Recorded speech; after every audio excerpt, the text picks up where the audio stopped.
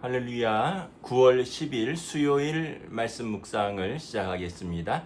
사도신경으로 우리의 신앙을 고백합니다. 나는 전능하신 아버지 하나님 천지의 창조주를 믿습니다. 나는 그의 유일하신 아들 우리 주 예수 그리스도를 믿습니다. 그는 성령으로 잉태되어 동정녀 마리아에게서 나시고 본디오 빌라도에게 고난을 받아 십자가에 못 박혀 죽으시고 장사된 지 사흘 만에 죽은 자 가운데서 다시 살아나셨으며 하늘에 오르시어 전능하신 아버지 하나님 우편에 앉아 계시다가 거기로부터 살아있는 자와 죽은 자를 심판하러 오십니다.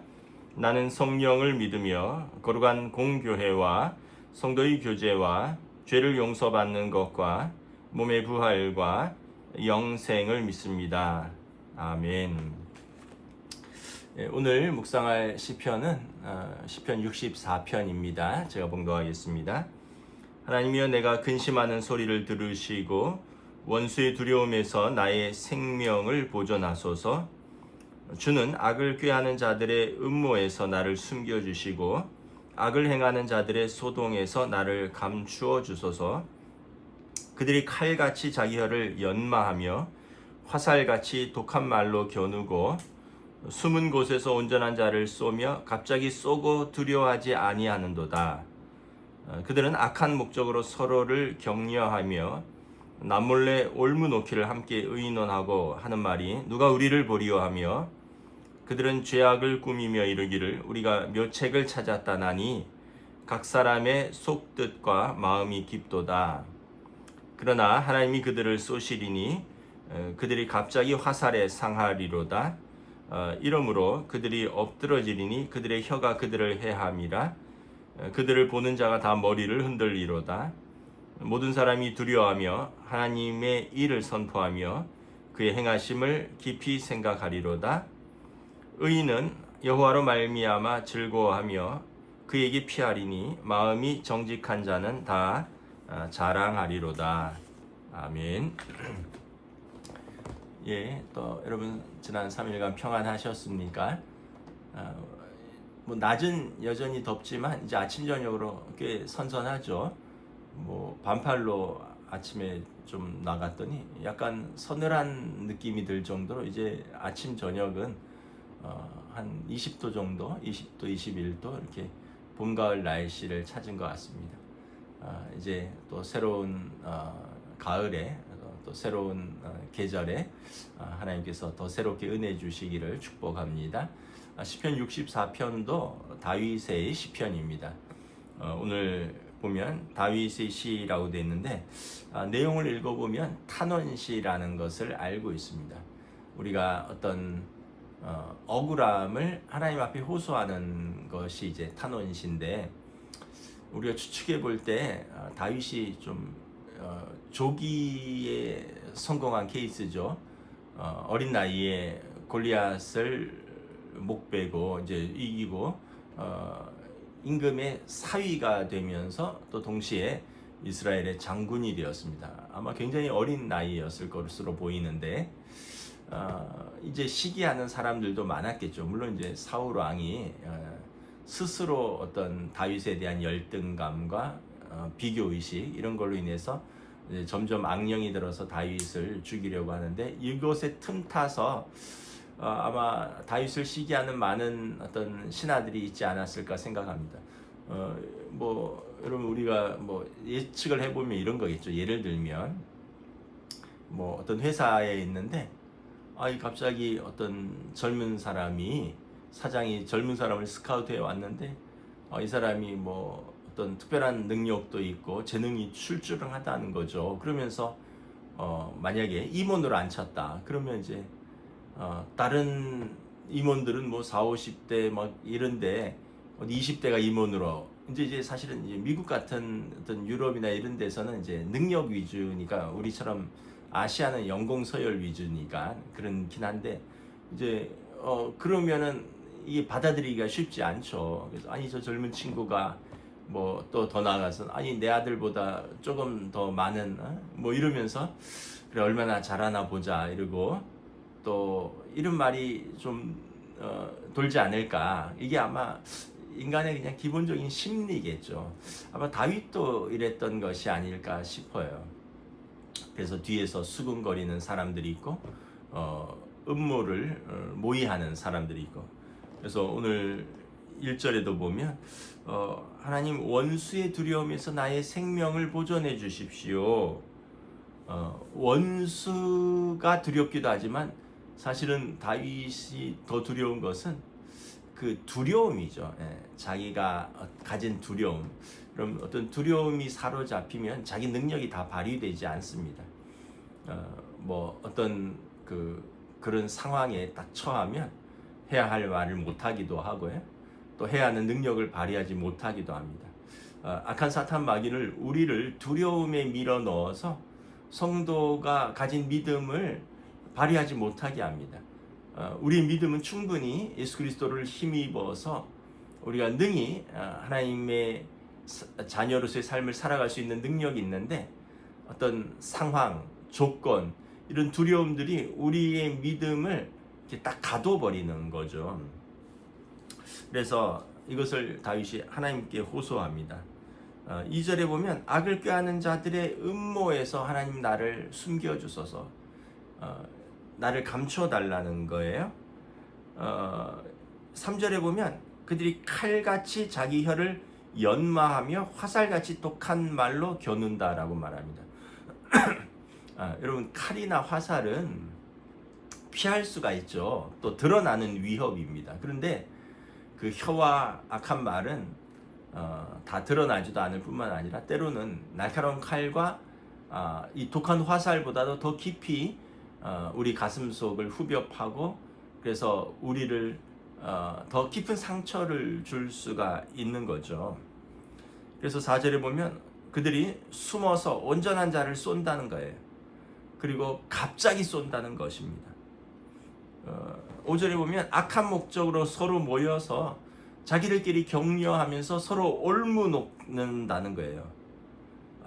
그러면서 의논하고 누가 우리를 보겠느냐. 그러니까 악한 자들이 어떤 사람을 이제 모함하려고 이제 자기들끼리 은밀히 모여서 또 어떤 올무를 놓고, 그러면서 서로는 격려하면서 하나님께서 이걸 안 보신다고 생각을 한다는 거죠. 그러면서 죄악을 꾸밉니다. 6절에 우리가 묘책을 찾았도다. 아주 그 무릎을 탁 치는 아주 좋은 책략을 찾았다는 거죠. 그러면서 각자 아주 깊은 뜻과 깊은 속에 있는 마음으로 악한 것들을 꺼낸다는 것입니다. 만약에 이렇다면 얼마나 힘들겠습니까? 다윗 왕이 동료인 줄 알았는데, 동료 장군이고 동료 신하인 줄 알았는데 뒤에서 이렇게 모여서 자기를 헐뜯고 모의하고 수군거리고, 여러분 이런 경험이 있으시면 굉장히 힘들겠죠. 회사 안에서 누군가 자기 소문을 가지고 수군거린다는 거예요. 저 사람 좀 이상하다. 이런다는 거죠. 그러면 여러분 이거 밥이 넘어가겠습니까? 그 사람 얼굴만 봐도 얼굴이 굳어지겠죠. 또 저 사람들끼리 뭐 별거 아닌 거, 예를 들면 자기들끼리 그냥 흡연하면서 잡담을 해도 또 내 뒤에서 나를 흉보는구나. 아니면 또 자기들끼리 밥 먹고 커피 마시는데도 그 사람들을 보면 또 나를 해하려고 모의하는구나. 이러면 이제 일상생활이 안 되는 거죠. 다윗이 아마 좀 그런 마음이었던 것 같아요. 사울 왕이 자기를 시기하고 죽이려고 할 때 말리는 사람은 요나단밖에 없었고 다 아마 동조하거나 아니면 더 다윗을 음해하지 않았을까. 근데 이제 오늘 보면 다윗 왕이 하나님께 털어놓습니다. 하나님께. 제가 예전에 아주 신학교 때 읽었던 이야기인데, 제가 어떤 책에서 읽었는지는 잘 기억이 안 나는데 너무 아주 강렬한 인상을 받아서 지금도 기억을 하고 있습니다. 제가 언젠가 설교 때도 한두 번 소개를 했는데, 어떤 수도원이 있었습니다. 남자 수도원인데 종신 수도원이에요. 종신 서원 수도원.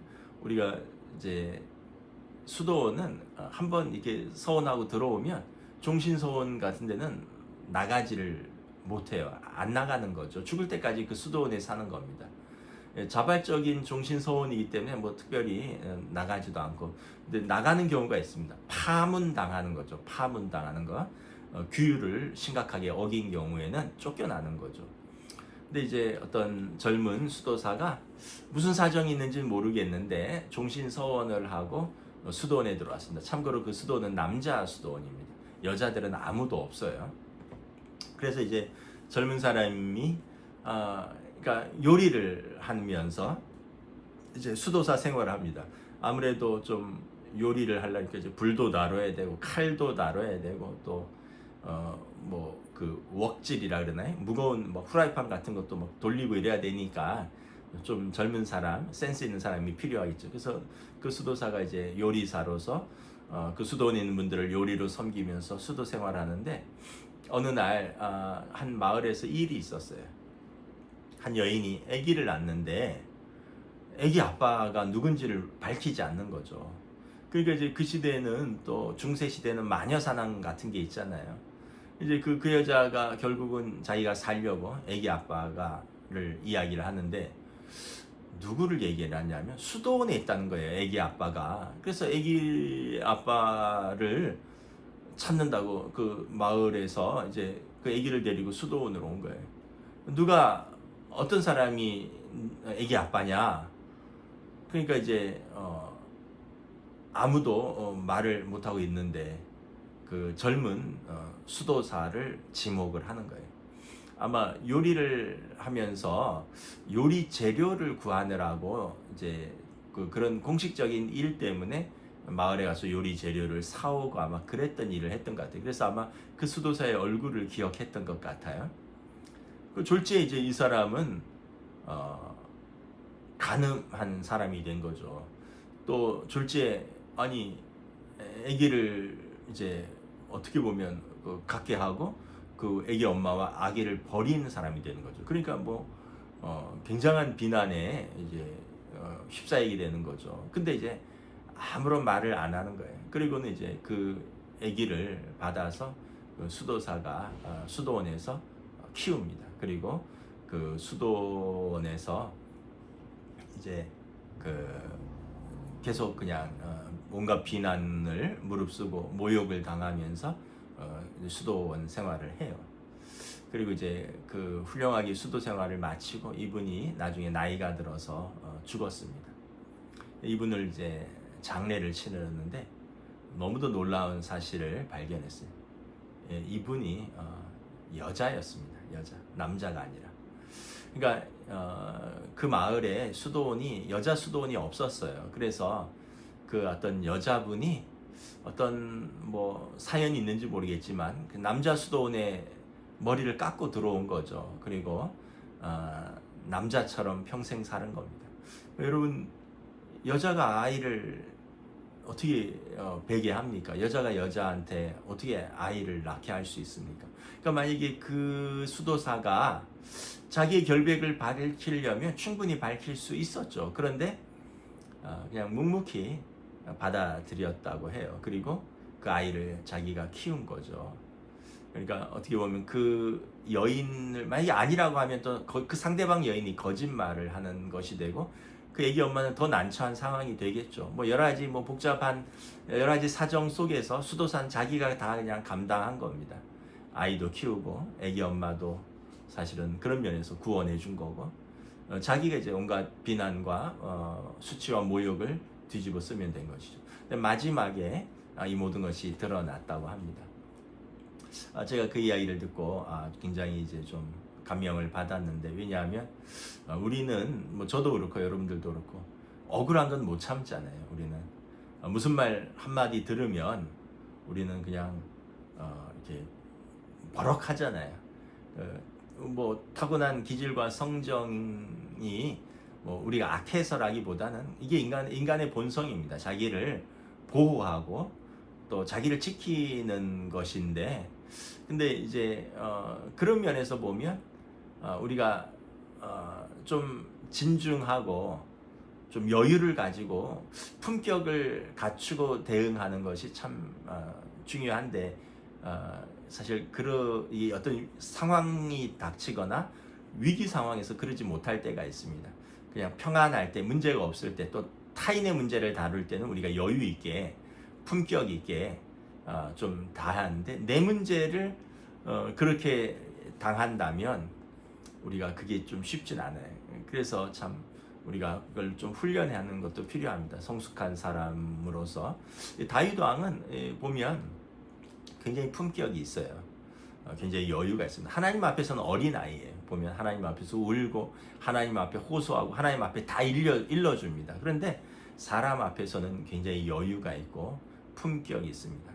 그리고 뭐 사울 왕을 죽일 기회가 있었을 때도 그렇고, 사울 왕이 죽었을 때도 그렇고, 자기 아들에게 배반당해서 쫓겨났을 때도 그렇고, 그리고 어떤 사울 왕의 그 신하들을 대하는 태도에 있어서도 그렇고, 다윗 왕은 굉장히 품격이 있습니다. 여유가 있고요. 이게 하나님을 신뢰하는 사람의 여유와 품격이 아닐까 이렇게 생각합니다. 오늘 본문에서도 하나님 앞에서는 울고 호소하지만 다윗 왕이 사람 앞에서 막 자기를 변명하고 울고 호소했다는 기록은 성경에는 없어요. 그럼에도 불구하고 다윗은 보면 7절에 하나님께서 그들의 화살을 되쏘시겠다. 그들이 날카로운 칼과 독한 화살로 나에게 쏘았지만 공의의 하나님께서 그들에게 그 화살로 갚아주실 것이다. 응징을 하나님이 갚아주신다는 거예요. 그래서 응징이 8절에 보면 이 기세를 부리던 자들이 그들이 갑자기 엎드러지는 날이 올 것이다 라는 거예요. 또 이런 일들을 목격하면서 많은 사람들이 깊이 생각하게 된다는 거예요. 모든 사람들이 악인이 형통하지 못하구나. 일시적으로 악인이 형통한 것 같지만 하나님께서 살아계시고 하나님이 친히 악인을 보응하시는구나. 그래서 모든 사람들이 하나님의 행하신 일을 보면서 두려워하게 되고 깊이 생각하는 그런 결과를 가져옵니다. 그리고 나서 10절에 의인들은 하나님으로 인하여 기쁨을 얻습니다. 하나님을 피난처로 알고 찬양하게 됩니다. 그러니까 이 의인의 기도를 하나님이 들으셨고요. 악인은 자기가 행한 그대로 하나님이 갚아주시고, 이를 지켜보는 많은 사람들이 놀라고 머리를 절레절레 흔들면서 악인의 길을 따라가지 않고 의인의 길을 따라가며 하나님이 어떤 분이신가를 분명하게 알게 되는 것이라는 거죠. 그리고 의인은 하나님을 찬양하고 하나님을 자랑한다. 우리의 믿음은 하나님은 살아계시고 의인에게 상 주시고 악인은 반드시 벌 주신다는 믿음입니다. 의인은 하나님을 찾는 사람입니다. 예수 그리스도를 영접하고 하나님을 찾는 사람. 그래서 성경은 하나님은 살아계시고 의인, 당신을 찾는 자들에게 반드시 상 주시고, 악인, 마음에 하나님이 없다 하여 자기 마음대로 사는 사람들은 하나님이 반드시 심판하신다. 우리의 믿음이 이것입니다. 다윗 왕이 이러한 믿음이 있었고 하나님께서 이러한 믿음에 선하게 응답하셨습니다. 살면서 뭐 억울한 일도 있을 수 있고요, 또 여러 가지 어려운 일도 있을 수 있는데 우리가 기억할 것은 하나님을 신뢰합시다. 하나님을 신뢰하고 또 그럴수록 더 품위와 또 여유를 가지고 대처하는 것이 하나님 앞에서 우리가 또 믿음으로 더 올바로 대처할 수 있는 방법이 아닐까 생각합니다. 기도하겠습니다.